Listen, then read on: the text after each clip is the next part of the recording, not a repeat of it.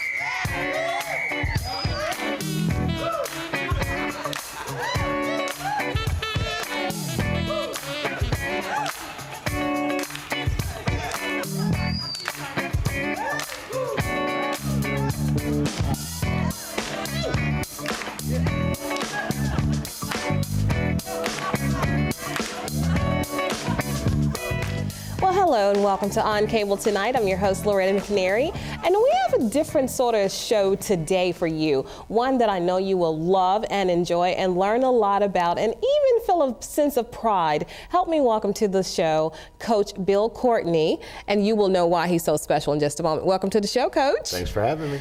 Okay, I got to tell you, everybody, you probably have heard of the documentary from Memphis that won an Oscar this year called Undefeated. Well, it's about a football team, Bonanza High School, and also about an awesome, incredible guy named Coach Bill Courtney, and this is that guy.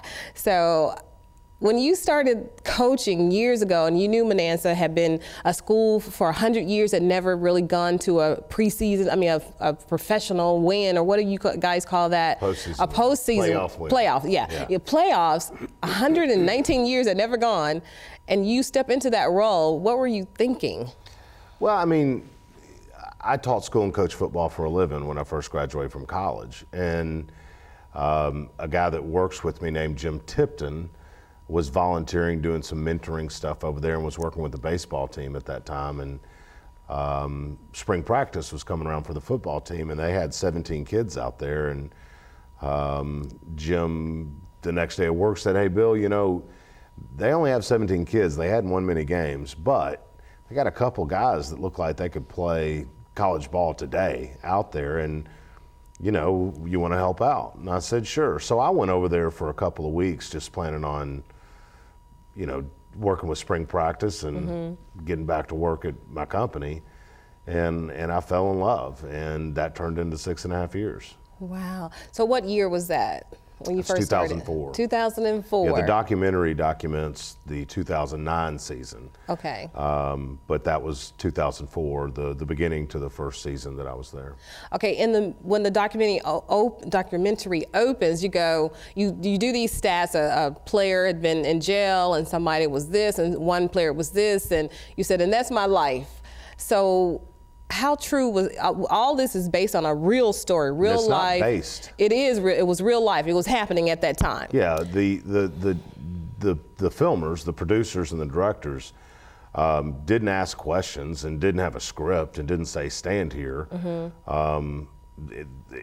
When they first showed up, I said, look, whether it agrees with your politics or not, whether it agrees with your sensibilities or not, whether what you see fits with your own core beliefs or not, if you're going to come here, you just tell the truth. You just show, you put together what you see, for better or worse. And if people don't like it, okay. If people do like it, that's fine too. But you're not going to sensationalize these kids. You're not going to sensationalize this neighborhood, because frankly, that's pretty easy to do when you're surrounded by abject poverty and I mean, it's an area where kids are more likely to get incarcerated than go to college.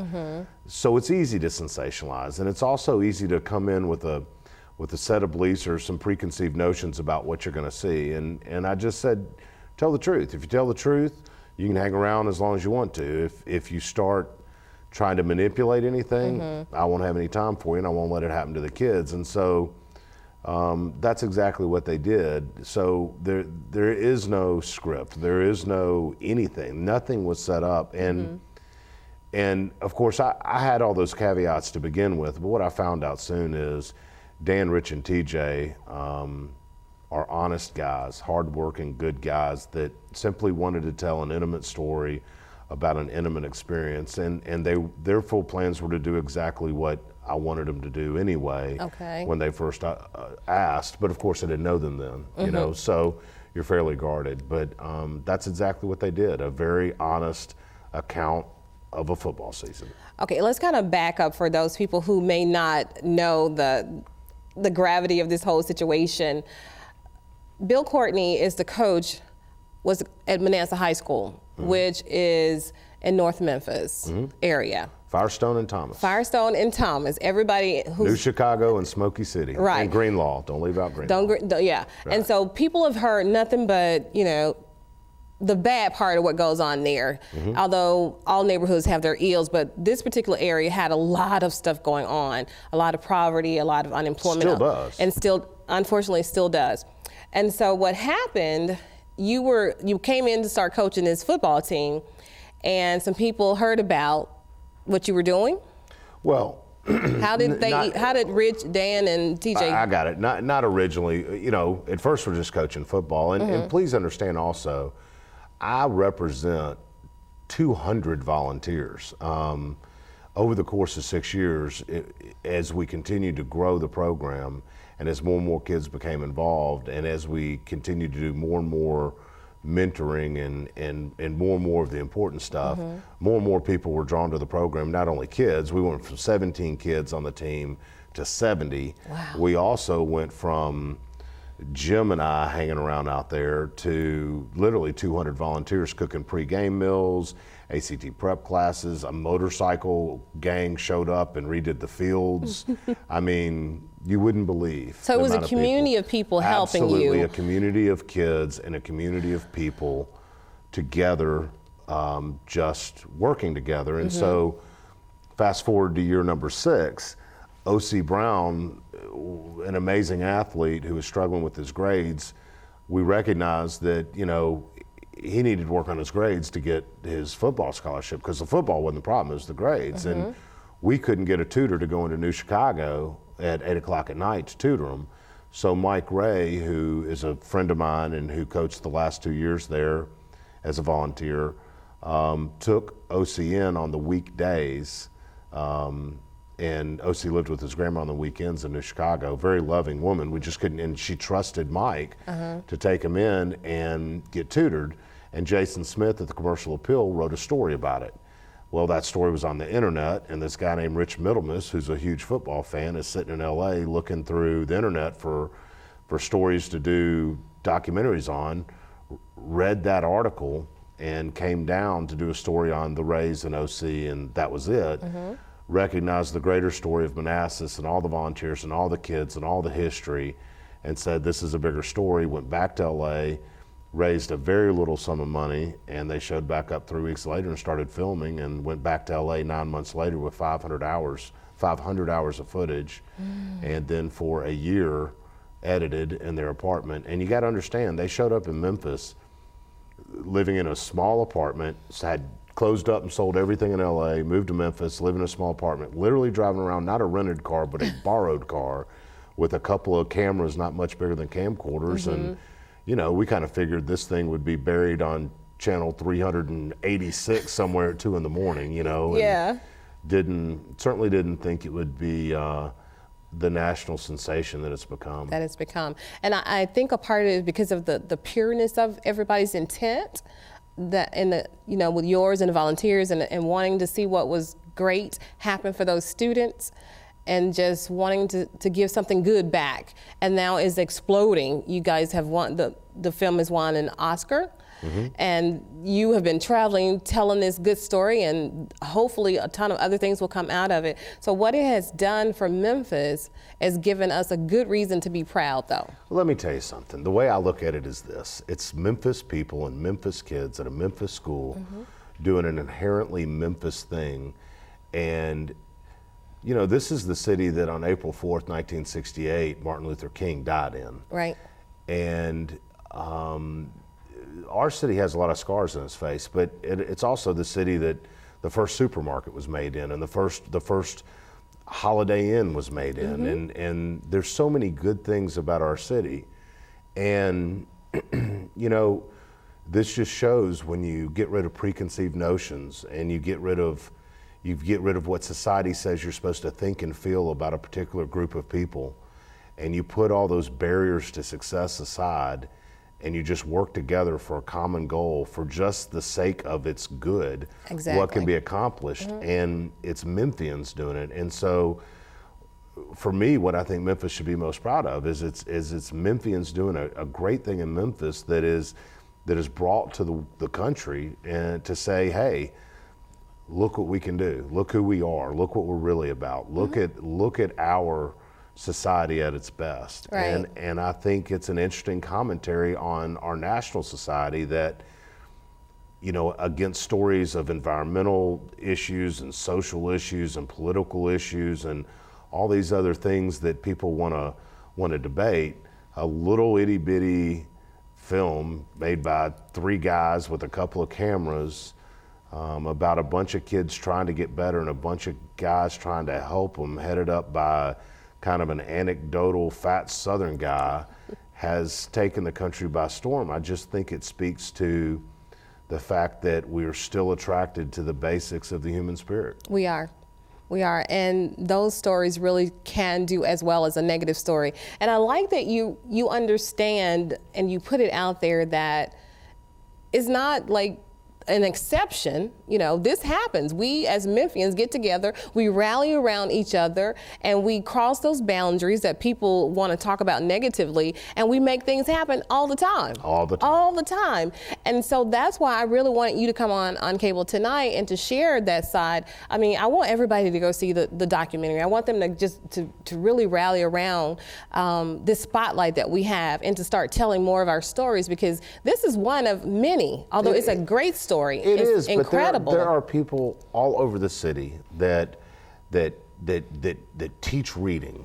That if a great violinist sees a quality in a kid, but that doesn't have the money to I mean, they donate their time. This is a place where people, by and large, are eager to help other people, and our story just represents a much greater community of people that just are willing to give just for the sake of giving. And you know, you don't love because of, you love in spite of. In spite of. And that's what this is. That's what it's about. And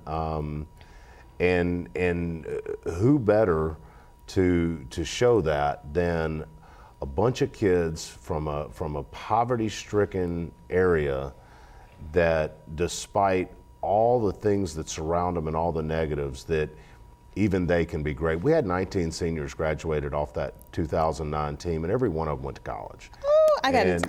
That's awesome. Yeah, and we don't hear enough of that. No, it's just so much that's going on. There's so much that's wrong. Well, that's true. We're not trying to hide that, but we're trying to spotlight what's good. But the problem, the point is, all the programs in the world and all the politics in the world and all the money in the world will never replace human compassion. Right. And that's what it's about. Yeah. And that's what happened. It wasn't about putting money into a program. It wasn't about moving them out of their neighborhoods or taking them talented athletes to another and it's school. Not about white paternalism. And either. It wasn't about, you know, the great white hope kind of thing, coming in to save anybody. And I want people to understand that this is a real story. There were no actors. This was Coach Bill doing that. Those were the players. It wasn't scripted. This was how they practiced. This was how they lived. And like you heard him say, he made sure that it wasn't something that people could script and people got in the way and said, well, stand here. Can you say that again? Can you do this? And all of that. It was just real life happening, evolving. And you're right. It's not, those kids taught me as much as I taught them. And that's the beauty of it, is that we all have so much to give one another. We have so much to learn from one another. And at the end of the day, I dare say my life was easily as enriched as theirs was. And the volunteers' life were easily as enriched as the kids were, and from it comes this understanding of one another and this pride in one another, and it's just a story about. You got to remember, none of us went to Manassas with an agenda. Okay. None of us went to Manassas to make a point. None of us went to Manassas to show kids how it's really supposed to be done. We just went to Manassas to coach football. To coach football. And I don't coach kids at Manassas any differently than I coach kids in the suburbs. Look, if we pumped up a football and put it on the ground and I told you to stand on it for 10 seconds, you'd fall right on your rear end. Every time. Every time. Well, if your foundation, if what you define yourself as a football player, and you try to make your foundation a football or basketball, you're going to fail. Conversely, if you make your foundation character and discipline and commitment and selflessness and doing something for another just because the another needs it, and that's who you build yourself as, you can hold 50 footballs over your head.